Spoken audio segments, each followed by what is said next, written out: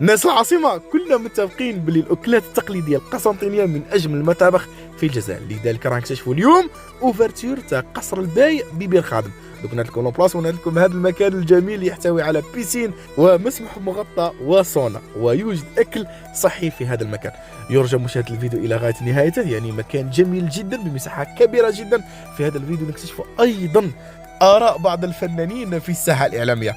ما تنساوش باللي كاين كل أنواع الأكلات التقليدية القسنطينية على غرار الشخشوخة، الكفتة، شباح الصفراء والجاري. بإذن الله تعالى راح تكتشفوا بنة جديدة في هذا المطعم. ما تنساوش تزوروه، وباه تعرفوا البلاصة اكزاكتومون في بير خادم في لا ريزيدونس لا بيل كولين. إذا ما عرفتوش البلاصة اكتبوا في لين GPS برك مطعم قصر الباي أو لا ريزيدونس لا بيل كولين. خاوتنا تبوا الفيديو هذا شيق بزاف والبنة مضمونة. ما تنساوش آراء الناس في آخر الفيديو.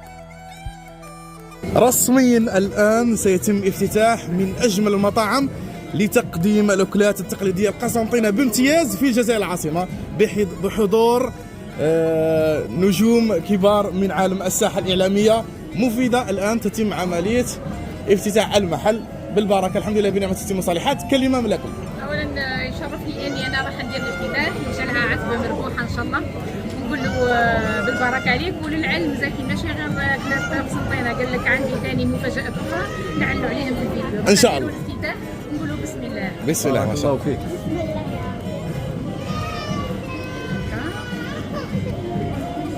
هيا صفقة. ايوه. قبل اكتشاف كل صغيرة وكبيرة من هذا المحل الجميل المطعم المتواجد في الجزائر العاصمة، معنا جميع الحضور المشرفين على هذا المحل.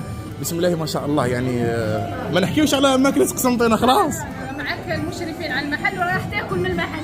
الله يبارك، بسم الله ما شاء الله.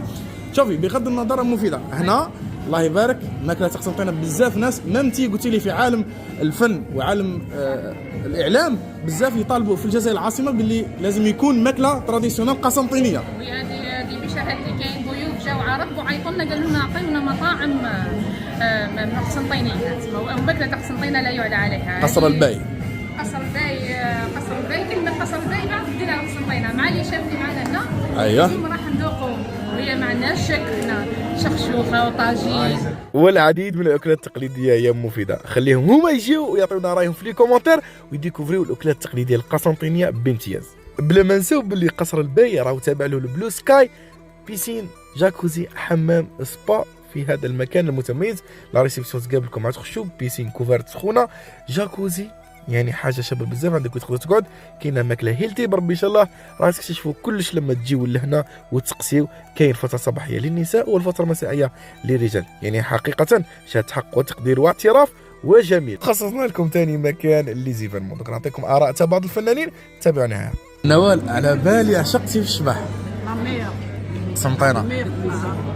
شبح قسنطينة ما شاء الله. سيسي وش رايك في الماكله بصراحه؟ مشرفة قسنطينة. ايوه شرفتنا تبارك. غطي ما كليناش الشخشوخة ما عجبتناش. صحتكم. ايوه باي باي.